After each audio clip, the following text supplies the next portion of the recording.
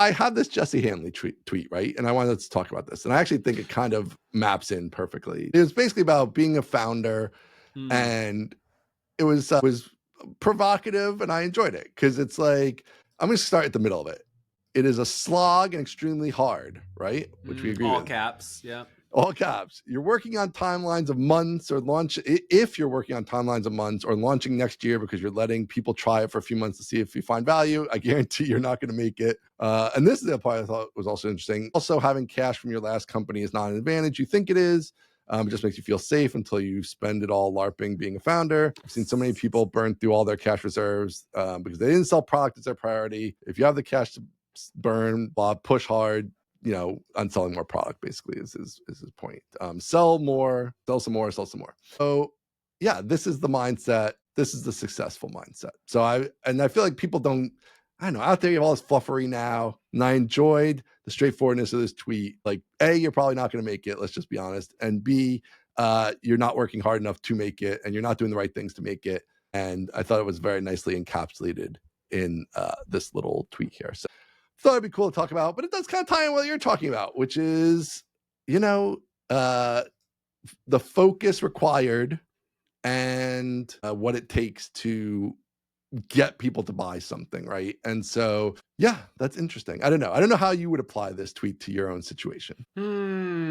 Let's see. If you're working on timelines of months or launching next year because you're letting people try it out for a few months to see if they find value, you're not going to make it. I'm clear on that. That one's good.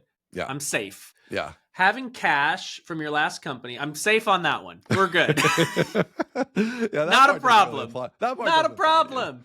Yeah. I've seen so many people burn through their cash reserves because they didn't sell product as the priority. Okay. Well, hold on. Actually, let's think about this. I think there is actually a little application to your situation here, which is intriguing. Since you opened the door here, I'm going to walk through it. You didn't have like an exit from a company, but you did have initial strong success on the one-off products. Yes. That then you had that money sitting there, which felt like a lot of money. And then maybe over time that feels like less and less, right? You're spending down that money. You're not selling enough every week to maybe fully replenish it, which I think we can assume since you're saying you might go back and get a job. So there is that aspect of it, which is very hard to get through, which is where I feel like that's where, so I'm going to tie this to your current situation, which is I kind of think you should launch Database School with the subscription model. Okay. I'm amenable to that. Because I think the thing is that is the core of any future of this product, right? And I think you selling subscriptions, even if it's not a lot at the beginning because it's not really totally there, it just gives you something to build on, and every month you can build more on it. And I don't know. I just feel like the Database School, maybe you still have another course you launch on the old platform as I'm just gonna build a site and launch it and slice it up and put it in Database School as part of the subscription also, or whatever. I don't know.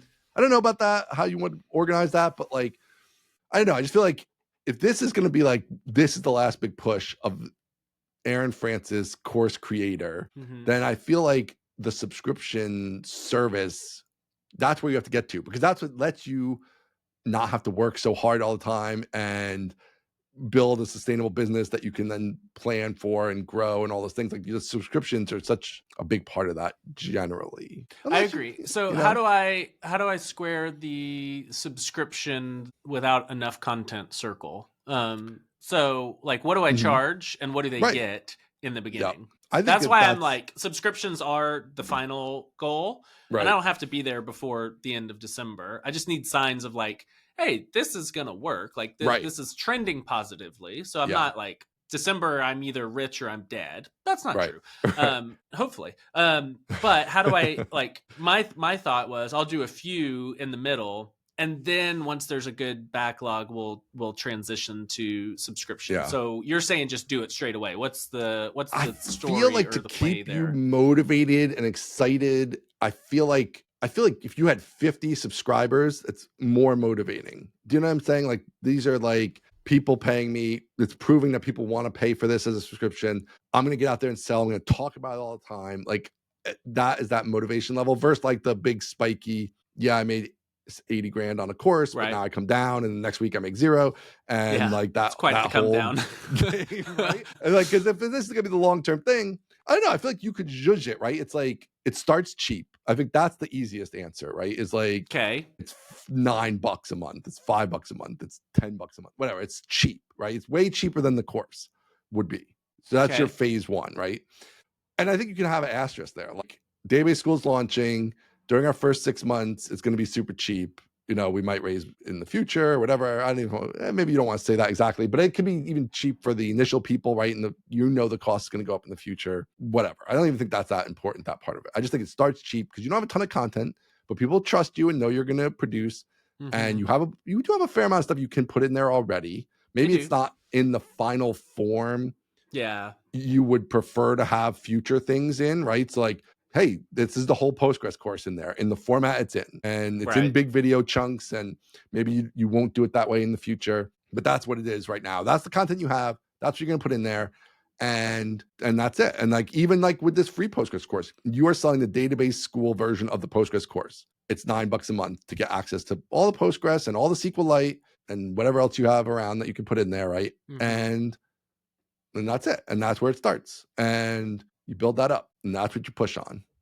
$9 a month. That's what you're going for, or whatever. So I'm open to that. I think I like the idea of skipping over the messy middle of like, hey, we're doing, pay to play courses, and then, oh, hey, now we're doing subscriptions. Like, I like not having to do that at all. Like, not the technical side, but like the communications side of this used to be pay your course, and now you still have access to those courses, but you got to switch over. Like, okay, I like not doing that. I like the idea of like the beginning, the opening price being super low, almost for like the true believers or the fans or the friends or whatever. And just saying like, hey, this is, whatever, $9 and it's going to go up. The goal is to end at a lot more, $39, $49, $59. But for now, it's $9. Because the content isn't fully there. I like that idea. I do think it would be more motivating to see that subscriber number grow over time than it is to like get, one-off sales over time. I think that is probably true because that's durable, right? Hopefully goes up every month. I mean, hopefully we're not, being churned to death, but hopefully it goes up every month. So yeah, I don't know. I like that. I think I could potentially pull that off. I mean, the other thing with a cheap price is it does maybe open the door to more easily getting like teams and stuff in. Like, I would still have a teams thing, it's like, so you can manage your team and bring your whole team in here. So yes, it's like $9 a month, but if I put 10 people in there, that's $90 a month, right? And so that's not so bad, right? So if you can get some teams. It's not, but compared to 10 teams or a 10 seat license to Mastering Postgres right now, we're talking like an order of magnitude difference, you know? Well, yes and no. Depends how long they stay. True. Yeah. Yeah. But the other thing is that I guess that's the question. I'm going with the assumption that you're not selling a ton of those if you're like, I might have to go back to work. I don't think it's necessarily, so I think sales are doing pretty okay. I think a lot of that in part to Kelsey sending emails turns out like that actually helps. Right. So yeah, sales are doing pretty well. Not as good as they were last year, for sure. Right. Last year we had the 2 big launches that went great. We haven't had a big launch that went great this year. So that's obviously a difference. I mean, the other thing I guess is, I guess it's more like, because also like, if that still converts, it's like, well, you have this free course coming up.